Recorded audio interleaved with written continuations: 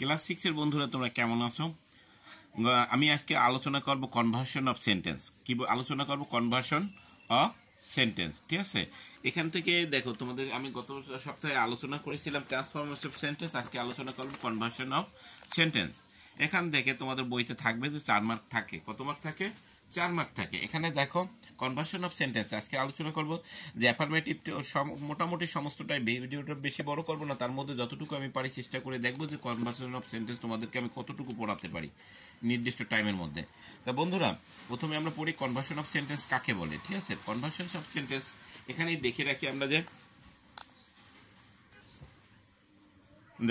এখন আছে কি দেখো রুলস 1 অক্সিলারি বা মডেল অক্সিলারি ভার্বের পরিবর্তে নট বসে নেগেটিভ সেন্টেন্স গঠন করা যায়। যেমন she can ride a bicycle, এখানে যদি আমরা নেগেটিভ ফর্ম করতে হয় she can ride a bicycle.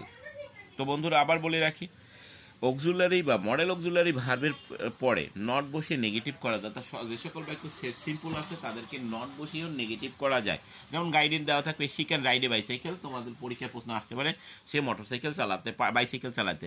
এখানে যে নেগেটিভ ফর্ম করতে হবে কি she can not ride a bicycle. এখানে ক্যান একটা ভার্ব আছে, ক্যানের পরে নট বসাইছি, she can not ride a bicycle. Affirmative আছে কি I shall go there without delay, আমি সেখানে যাব কোনো দেরি না করে। সেখানে এখানে এটা নেগেটিভ ফর্ম যদি বলে কনভার্সন সেন্টেন্সে নেগেটিভ করতে হয়, তবে আমরা I shall not go there without delay. এখানে আছে কি সাবজেক্ট আই, শ্যাল হলো অক্সিলারি ভার্ব, এরপর আছে নট বসাইছি, নটের পর গো দিয়ে উইদাউট ডিলে। বা আমাকে একটা কলম দাও। ঠিক আছে, অক্সিলারি সে রুলস 2 অক্সিলারি ভার্ববিহীন অ্যাফার্মেটিভ সেন্টেন্সের ক্ষেত্রে মূল ভার্ব এবার do not, does not, did not বসিয়ে নেগেটিভ সেন্টেন্স গঠন করা যায়। যেমন হি বট এ কার, সে একটি গাড়ি কিনেছিল। She did not buy a car, she did not buy a car, সে গাড়ি কিনে নাই। এরপর আছে কি নেগেটিভে she did not buy a কার।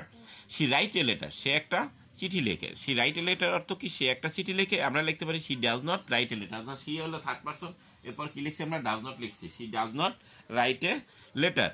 তারপর রুলস 3 বি ভার্ব যদি প্রিন্সিপাল ভার্ব হিসেবে ব্যবহৃত হয় এক্ষেত্রে শুধু নট বসিয়ে নেগেটিভ সেন্টেন্স করা হয়। অক্সিলারি বি ভার্ব মানে অক্সিলারি ভার্ব যদি প্রিন্সিপাল ভার্ব হিসেবে ব্যবহার, অনেক সময় দেখা যায় অক্সিলারি ভার্বটাকে আমরা বি ভার্ব বলি আর ওটা মেইন ভার্ব হিসেবে ব্যবহার করা হয়ে থাকে। যেমন Luna is an intelligent girl, এখানে আছে কি Luna is an intelligent girl, Luna একজন বুদ্ধিমতী বালিকা। এখানে Luna is not intelligent girl, এখানে কে দেখো ইজ হলো অক্সিলারি ভার্ব, কিন্তু এই অক্সিলারি ভার্বটাই বি ভার্বটা প্রিন্সিপাল ভার্ব হিসেবে ব্যবহার করা হয়েছে। এখানে লিখছি কি Luna is not a intelligent girl.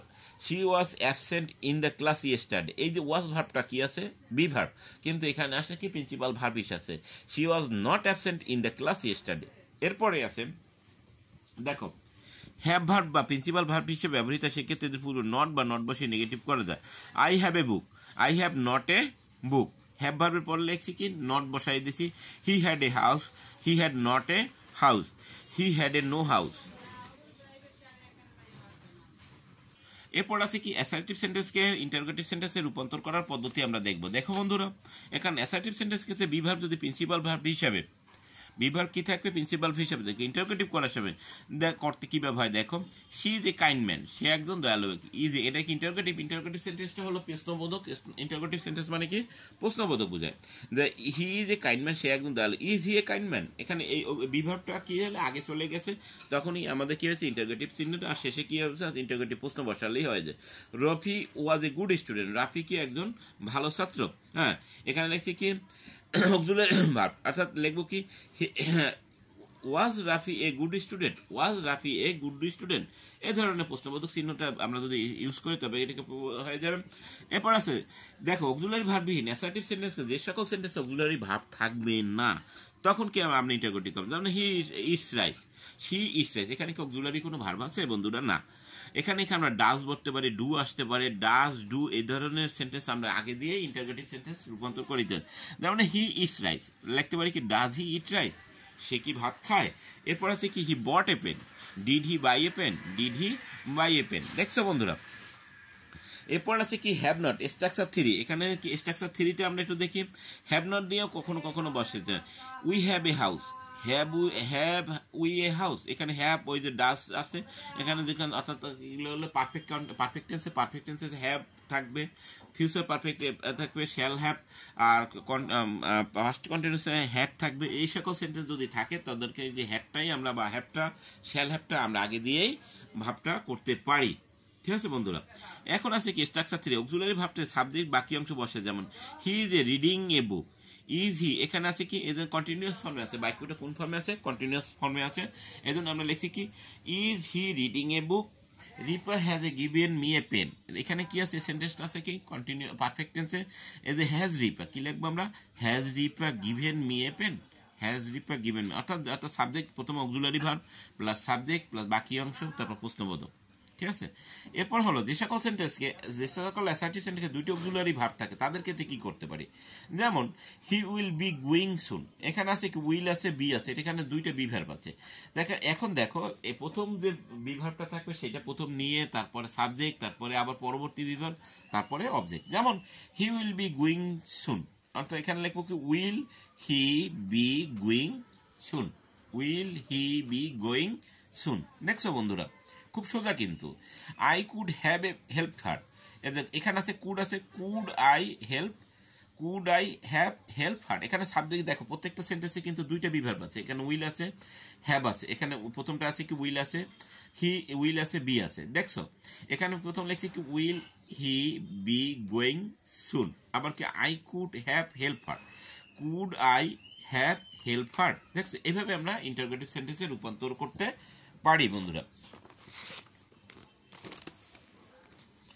এখন তোমাদের কিছু এক্সারসাইজ আছে, দেখো এক্সারসাইজ গুলো আছে কি খুব সোজা। তোমাদের এই এক্সারসাইজ গুলো খুবই ইম্পর্টেন্ট, তোমরা বাসায় অবসর সময় করবে। যেমন he is reading a novel book, এটা সেন্টেন্সটা কি আছে? বি ভার্ব আছে কি হি ইজ, এখানে he is reading a novel book. এটা কি করতে হবে বন্ধুরা? আমাদের প্রথমে কি করতে হবে? নেগেটিভ করতে হবে। He is not reading a novel book, সে নোবেল পড়ে না। My father bought a pen for me, আচ্ছা my father did not buy a pen for me. এখানে আছে কি এই দেখছো বন্ধুরা। এরপর আবার কি এখানে এই সেন্টেন্সটা অর্থাৎ পেজ নাম্বার কত? 129, পেজ নাম্বার হেডওয়ের 129 পৃষ্ঠায় দেখবে। এরপর আছে আমি ইন্টারোগেটিভ সেন্টেন্সগুলো তোমাদেরকে একটু আবার বুঝাই দেবো প্রথম দিকের সে। Ripon is a good student, এখানে কি আছে? ইন্টারোগেটিভ করতে হবে। Is Ripon a good student, is Ripon a good student, he wrote a letter. এখানে কি লিখতে হবে? ডিড হি, এখানে কিন্তু কিছু নাই, এখানে কিন্তু বি ভার্ব নাই, তখন কি করবো আমরা? ডু ডিড ডাস বলছিলাম আমি। হি রোট, এটা পাস্ট টেন্স আছে এই জন্য ডিড কি লিখবো আমরা? রোটের পরিবর্তে ডিড লিখবো। Did he wrote a letter, did he wrote a letter, সে কি একজন চিঠি লিখেছিল। আবার দে হ্যাড এ ফার্ম, তাদের একটি খামার আছে। এখানে আছে কি হ্যাড ভার্ব আছে, হ্যাডটাকে গেলাম হ্যাড দে এ ফার্ম। তারপর আছে কি he has given me this pen, has he given me this pen. I could have a help heart, লেখবো could I have help heart.